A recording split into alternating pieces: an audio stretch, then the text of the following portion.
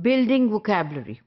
Now, as I said before, in all the 4 basic skills of language, vocabulary plays an important part. How can somebody read if there is no understanding of vocabulary? How can somebody write if he does not have vocabulary? How can somebody speak if he doesn't have vocabulary? This vocabulary has to be provided in the classroom. It can be provided by resources, different types of resources, according to the level of the students. For the primary school children, it is suggested that the teachers provide this library on charts available on the wall so that the students can look at the charts and pick words from there in order to use them while they are speaking. Also, some words on the board may help the students to pick those words and use them according to their need as useful language while they are doing speaking activities. Similarly, if you are using the PowerPoints, the screen may show some words which would be helpful for the students. Also, for higher level students and secondary school students, you can always make aware your students that there are resources in the corner. You can have a resource corner in the classroom where you can put different articles from the newspaper. You can also select some digests like a reading digest or any other magazine which carries authentic English words, and you can always tell them that if they are short of vocabulary, they can go to the resource corner and pick up some words from there and write them in their notebooks and come back to the places to use those words as a resource in order to speak. So this would develop a habit in them to look for things independently instead of depending on the teacher, and it also reduces the burden on the teacher actually. If you start practicing these things, ultimately you start recognizing the fact that all these techniques are actually reducing the pressure on the teacher.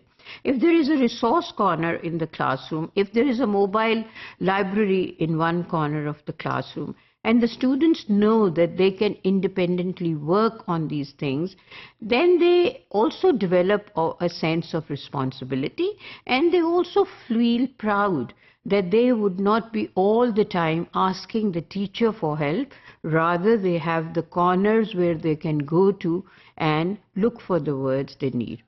Building vocabulary is also a good thing in order to make the students confident that they do not lack the ability of speaking or writing or reading because they know the words.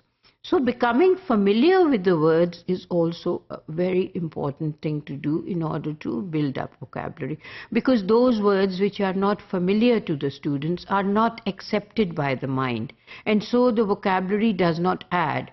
Rather, it creates some type of confusion in the minds of the students, and they are not clear whether this word is applicable or not, and it further hinders them to speak.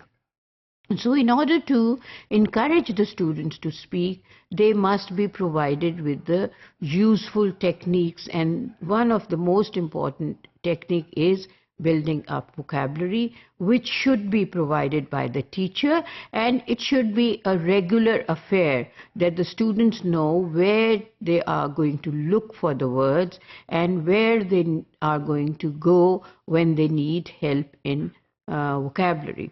The teachers can also build up vocabulary by having dictionaries in the classroom and inculcating the habit of using the dictionary in the classroom. So if the students are bringing their dictionaries, it's not necessary that every student brings a dictionary. You can ask a pair to bring one dictionary for themselves. So one person can have a dictionary which can be shared by 2 people, and they should get into the habit of looking for words while they are in need of vocabulary. So in this way also, there is a lot of independence which is inculcated amongst the students by the help of the teacher. The teacher has to make the students do something once or twice or maybe 5 times, but after doing it 5 times, they are sure to do it independently themselves.